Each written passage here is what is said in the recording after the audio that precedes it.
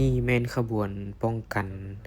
นายกรัฐมนตรีของประเทศไทยนะพี่น้องก็คือมีรัฐมนตรีประเทศไทยมาเยี่ยมยามลาวเนาะพี่น้องนักท่องเที่ยวจีนเนาะนักท่องเที่ยวเวียงจันทร์นะพี่น้องด้านหน้านี้ก็เป็นรูปปั้นเจ้าไสเสถาธิราชนะพี่น้องและอีกบ่โดนนี่ก็จะเป็นบุญพระธาตุหลวงเวียงจันทร์แล้วนะพี่น้องอีกบ่โดนนี่แหละเนาะดีสวัสดีพ่อแม่พี่น้องเนาะวันนี้พรเพชรพาทุกคนมาเที่ยวที่พระธาตุหลวงเวียงจันทร์นะพี่น้องมาเบิ่งบรรยากาศที่พระธาตุหลวงว่าจะมีนักท่องเที่ยวมาเที่ยวหลายบ่เนาะพี่น้องรับชมบรรยากาศนำกันเลยเนาะพี่น้องพามาเบิ่งบรรยากาศที่เวียงจันทร์เนาะในช่วงนี้แม่นนักท่องเที่ยวมาเที่ยวหลายเด้อพี่น้องเด้อ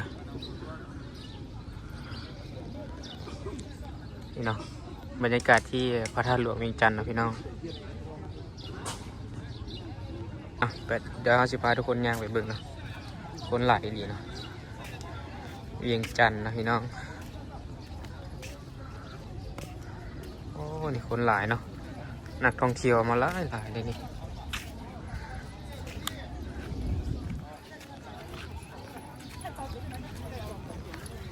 นักท่องเที่ยวเวียงจันทร์นะพี่น้องส่วนใหญ่เป็นคนจีนเนาะนี่เนาะคนถือว่ามาเที่ยวหลายนะพี่น้องนักท่องเที่ยวจีนเนาะ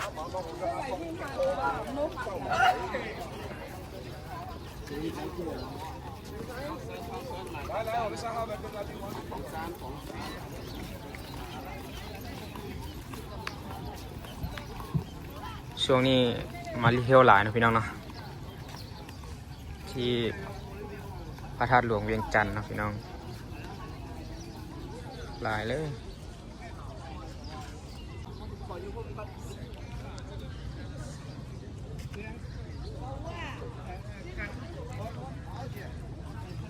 ด้านหน้านี้ก็เป็นรูปปั้นเจ้าไสเสถาธิราชนะพี่น้องและอีกบ่โดนนี่ก็จะเป็นบุญพระธาตุหลวงเวียงจันทร์แล้วนะพี่น้องอีกบ่โดนนี่แหละเนาะคนก็จะหลายแห้งเลยแหละมือบุญเนาะบรรยากาศดีแห้งนะพี่น้องเนาะข้างๆพระธาตุหลวงเวียงจันทร์ก็จะมีสวนสาธารณะเนาะแบบงามแบบนี้เนาะเป็นตกแต่งงามๆแบบนี้อย่างเขียวๆแบบนี้เนาะพี่น้องบรรยากาศนะข้างพระธาตุหลวงเวียงจันทร์งามอย่างเนาะเป็นถือว่าตกแต่งได้งามเนาะพี่น้อง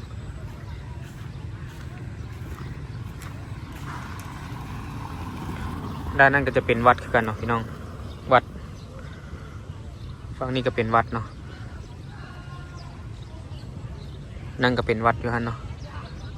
น่าจะนั่นวัดทัดหลวงใต้กลางเหนือว่าพี่น้องประมาณนี้แหละพอเพชรกับคนในใจปานใดเนาะบรรยากาศดีแหงพี่น้องเนาะจะหมุนให้ทุกคนเบิ่ง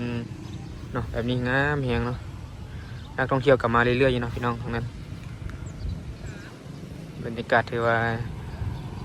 น่ามาเที่ยวเนาะพี่น้องที่พระธาตุหลวงเวียงจันทร์ก็เป็นบรรยากาศต้นโพเนาะต้นโพต้นนี้ใหญ่ๆแบบนี้นั่งแบบร่มเย็นดีเนาะพี่น้องนี่ต้นโพนี่ใหญ่แหงเนาะเป็นต้นโพที่ว่าใหญ่เลยพี่น้องก็อยู่ด้านหน้าพระธาตุหลวงเวียงจันทร์เนาะ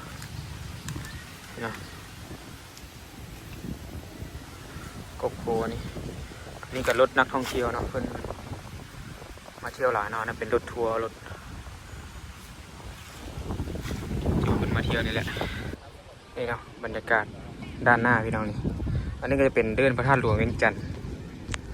รถทัวร์เนาะพี่น้องนี่ซึ่งยิบบุญเพิ่นก็จะจัดเป็นงานบุญเนาะบุญนมัสการพระธาตุหลวงเวียงจันทร์นะพี่น้องเดี๋ยวเราจะพาทุกคนไปเลาะเมืองตลาดยามแรงเนาะตลาดข้างๆพระธาตุหลวงเลยพี่น้องอยู่พุ่นเนาะนี่คือบรรยากาศที่สวนสาธารณะเนาะพี่น้องที่เวียงจันทร์เนาะพี่น้องบรรยากาศลมลื่นแหงเนาะอันนี้ก็เป็นบ่อนนางแบบนี้โอ้คักแหงเนาะพี่น้องลมลื่นดีเนาะเมืองต้นไม้บ้ากันใหญ่นี่ ให้โฮมแบบเย็นสบายเลยเนาะพี่น้องแต่อันนี้ก็มีชิ้นเยอะเนาะเขากินแล้วเขาโปรตีนพวกนี้นะก็ลมลื่นเนาะพี่น้องเดี๋ยวนั่งนี่ก่อน เย็นสบายเลยแหละนี่โอ้บรรยากาศคักสุดนะพี่น้องเดี๋ยวจะน้อยค่ำๆดีจะพาพ่อแม่พี่น้องไปเลาะเมืองตลาดกลางคืนเนาะเบิ่งในยูนากินเนาะที่เวียงจันทน์นะพี่น้องเนาะบรรยากาศโอ้คักสุดพี่น้องงามเพียงเนาะบรรยากาศดีเนาะคือขบวนรถที่ว่าเป็นรถเจ้ารถนายนะพี่น้องสปปลาวเนาะขบวนไว้ว่าเขาเจ้าตำรวจมันเนาะรถเจ้ารถนายเนาะรถแบบการนำของภาครัฐเนาะของลาวเนาะนี่เป็นขบวนป้องกันนายกรัฐมนตรีคนใหม่ของประเทศไทยเนาะที่ว่ามาเยี่ยมยามประเทศลาวนะพี่น้องพรเพชรก็ถ่ายให้เบิ่งเนาะแต่ว่าบ่ฮู้ว่าแม่นเป็นรถนายกของประเทศไทยเนาะคิดว่าเป็นรถของภาครัฐของลาวเนาะแต่มาฮู้ข่าวภายหลังว่าเป็นขบวนป้องกันนายกรัฐมนตรีเนาะของประเทศไทยเนาะที่มาเยี่ยมยามลาวพี่น้องตำรวจยามเนาะพี่น้องมันจะมีการนำแบบคันสูงเนาะเป็นมาเวียกแถวนี้เนาะพี่น้องนี่คือแบบบรรยากาศเนาะที่ว่าตำรวจเป็นหรือว่ารถขบวนเนาะการคนมาแลนเนาะที่เดินพระธาตุหลวงเวียงจันทน์ในตอนแรกเนาะพี่น้อง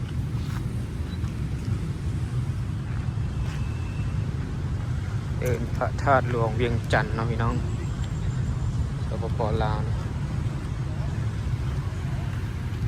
อันนี้ก็เป็นตลาดกลางคืนให้เมียไปถ่ายคลิปให้เนาะ เดี๋ยวข้าเบิ่งนะพี่น้องไปขึ้นรถท้าอันนี้ก็เป็นบรรยากาศเนาะตลาดกลางคืนที่เวียงจันทน์พี่น้องตลาดข้างๆพระธาตุหลวงเวียงจันทน์นี่เนาะ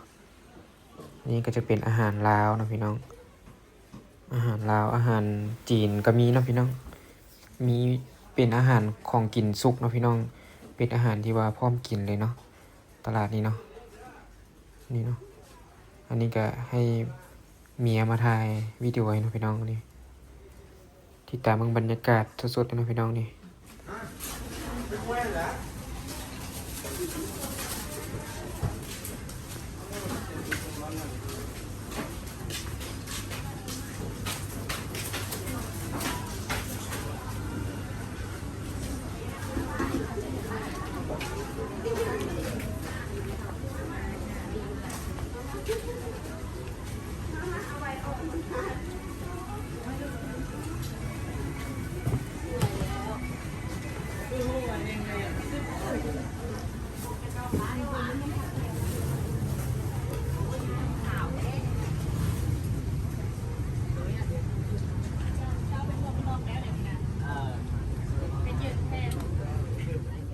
โอเคพี่น้องคลิปนี้ก็พาพ่อแม่พี่น้องเนาะ